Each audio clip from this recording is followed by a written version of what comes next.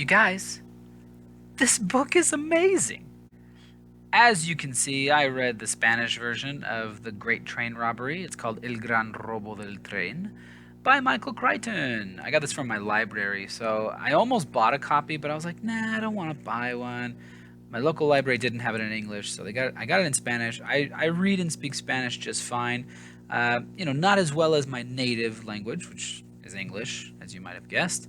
There were some parts that were difficult. I had to Google some words, ask my wife. She's from Mexico. I'd be like, what does this word mean? But mostly, it read pretty well, and I really enjoyed it. This is by far the best one I've read so far in the Michael Crichton read-along. So real quick, sorry, pause, back up. Anybody who's new here, anybody who doesn't know what's going on, I will put some links in the description below, probably a card above me here. I'm doing the Michael Crichton reread with Mike's Book Reviews. So there's a channel called Mike's Book Reviews. He calls it the Michael Crichton reread. I like to call it the Michael Crichton read-along because most of these books I've never read them before. So I'm not rereading them. So anyway, I'll put a card above me. You can check out his channel, introduction to this whole read-along thing. And also, feel free to check out the playlist of my videos that I've done so far. This is book number 3 on the list. We've already done the Andromeda Strain and the Terminal Man, and now we got the Great Train Robbery. You guys, like I said, this is an amazingly good book. This is a really good book. I loved it. I will definitely grab a copy for myself one of these days to have here on my shelf because I really enjoyed it. This was, let's just start from the beginning, I suppose.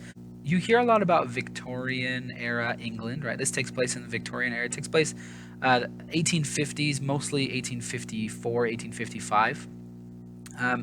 And you hear a lot about Victorian England, and you think you kind of know Victorian England, and I kind of felt the same way. And then as I was reading it, I was like, have I ever read any Victorian era books? I don't think I have. I can't think of anything because the entire time I was reading this, I couldn't stop thinking about Mistborn Era 2 by Brandon Sanderson. Alloy of Law, the Shadows of Self, and Bands of Mourning. And now the Lost Metal that he's coming out with sometime next year, I guess. I couldn't stop thinking about that because it felt so similar. And I know Brandon Sanderson is a Michael Crichton fan, so I wonder how much of an influence this book may have been on Sanderson's descriptions of Scadrial during Era 2 of Mistborn. Anyway, it was just a pleasure to read. It was really fun. The descriptions are cool. The characters are actually pretty well fleshed out, like really well fleshed out, much better than in the previous books. When I hear about Victorian era England, I commonly think of like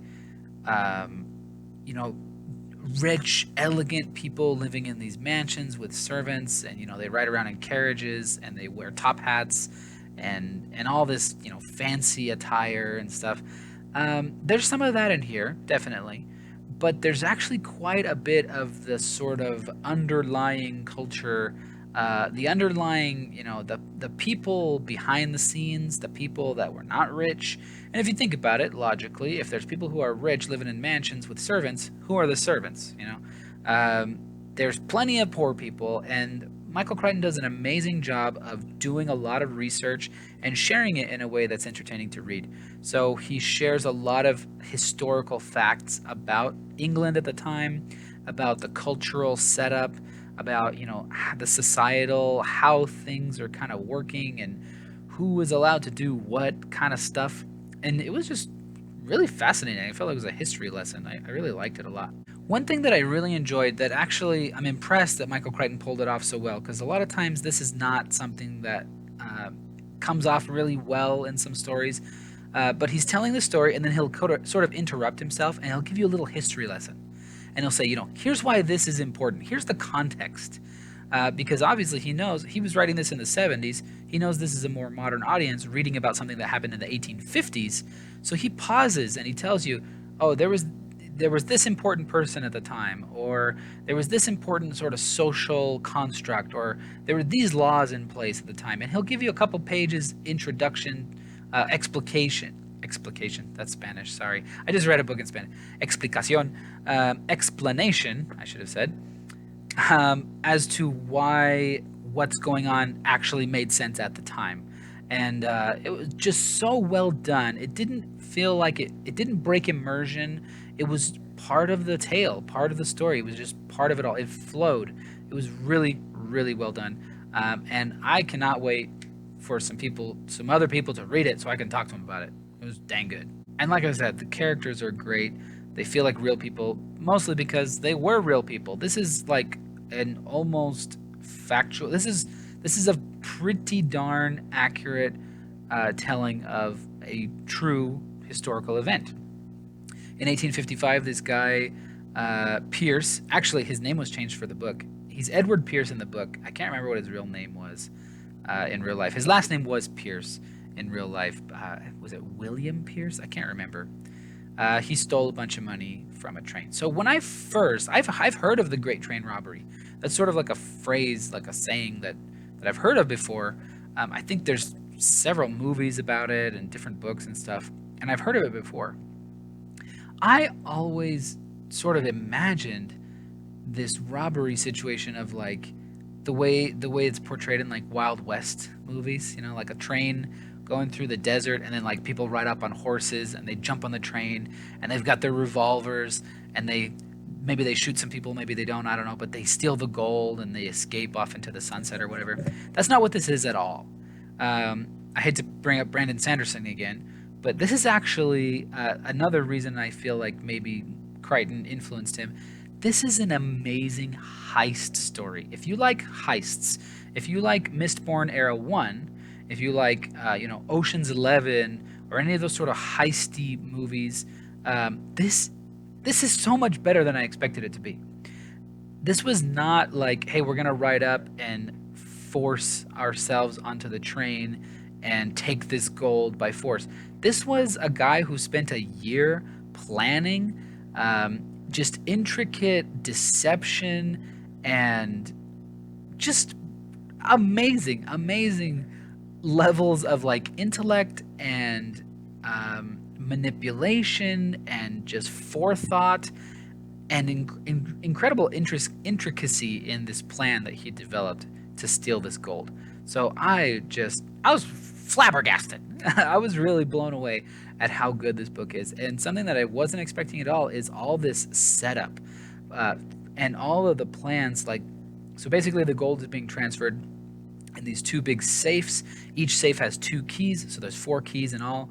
And this guy Pierce, he needs to get molds made of the keys before he goes, so he can open the safes, steal the gold. So like the first, like I don't know, a third of the book is mostly about him trying to get the keys, and two of them are in this in the train station area, the office of the train station, and one is held by a banker guy. Well, two are held by two different banker people. One's like the president of the bank, and one is like the manager of the bank. So he has to figure out different ways to get closer to these people, different ways to sneak the keys away from them when they're not looking, kind of thing. Which leads me to my one complaint about this, which really has nothing to do with Michael Crichton or his writing. It's just sort of an unpleasant chapter where they get the key away from this guy, but the way they do it, he wears it around his neck. His name was Fowler, I believe. A lot of these people just kind of go by their last names. I can't remember his first name. Henry, maybe? Henry Fowler. He had syphilis, and I actually had to Google this. I've heard of things like this, but this is accurate. At the time, not a lot of medical understanding was prominent in the community, and so there's something called the virgin remedy, and it was believed by a lot of people that if you had some sort of venereal disease, you could cure it by having sex with a virgin. And so this guy Fowler confides in Pierce because they sort of Pierce invites him to dinner. They kind of get to be friends and stuff, but really Pierce is just using him to get to the key and to get information about the bank. Um, Fowler confides in Pierce, I've got this situation. Can you help me out? So Pierce is like, yeah, sure. And he uses it as an opportunity. But the thing is, I also had to look this up.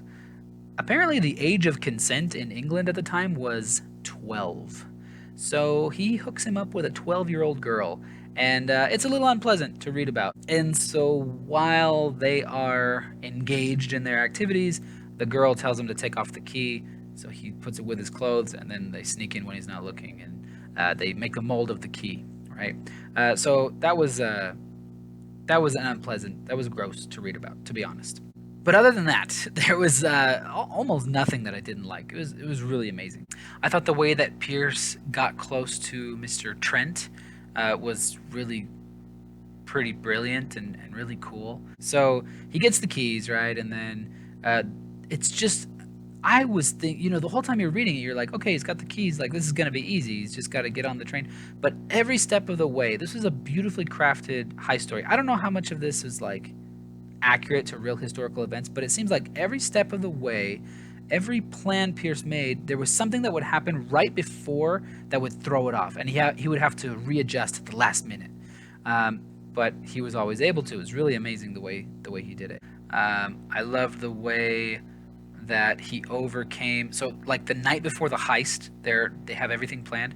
All of a sudden, one of his men on the inside, his accomplices, Burgess, comes and tells him like they just changed the rules like today on how they're transporting the gold. Now they have big how do you say it? Un candado, like a big lock, like a padlock on the train car on the exterior. So like I'm gonna be locked inside and I can't open the door for you.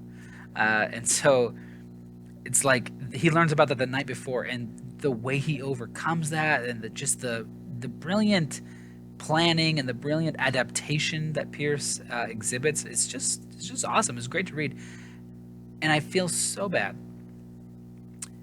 One thing, this is like maybe a minor spoiler. I'm not going to tell you details, but like Burgess, the character of Burgess, I felt so bad for him. What ended up happening to him, and I feel bad mostly for his family. He got involved with Pierce. He was trying to be an honest guy, but he got involved because he really needed money, and Pierce bribed him, and it didn't end up being a very good thing for Burgess. And I don't know. Just knowing that he was a real guy, I just feel bad about it. I do. I don't want to spoil the ending. I really liked the ending because throughout the book, Michael Crichton does not make it a secret at all that this guy Pierce was caught. He was arrested and interrogated. They had a whole trial.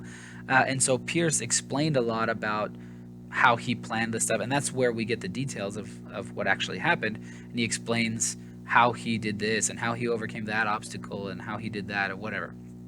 And so there's a lot of information given to us from the trial. But what happens after the trial, I wasn't expecting that. I don't know, if you haven't read it, I don't want to spoil it for you, but the trial is not the end. Let's just say that. The trial is not the end. And it's one of those stories, it's like Breaking Bad, where like the main character, he's a bad guy. He's a criminal, but you're kind of rooting for him, right? So anyway, give it a read. I know my reviews are kind of horrible. I probably haven't given you any really good information. Just go read it. It's short. This version in Spanish was 315 pages. Yeah, check it out. I just honestly would highly recommend this book to pretty much anybody who wants to read a good adventure story. It is a lot of fun.